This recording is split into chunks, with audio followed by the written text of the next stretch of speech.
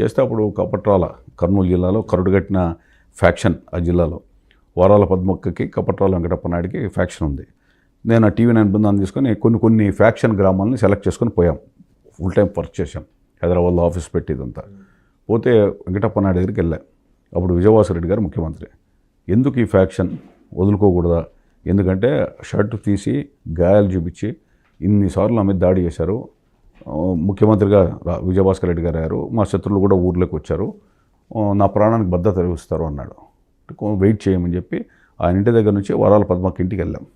వెళ్తే local police కూడా support చేసింది. వాళ్ళు ఇన్స్పెక్టర్లకి DSP కూడా చెప్పాం మేము పోతున్నామని. ఆమెతో మాట్లాడాను. మాట్లాడితే కరుడుగట్టిన అంటే కళ్ళల్లో ద్వేషం కనపడింది. తర్వాత కళ్ళు మేము ఎంత చెప్పినా ఆమె వింటుంది కానీ ఆన్సర్ ఇవ్వటంలా. ఆమె కూడా నిలబడుకుని ఉంది, మేము నిలబడుకున్నాం. చాలా గంట చూసాం.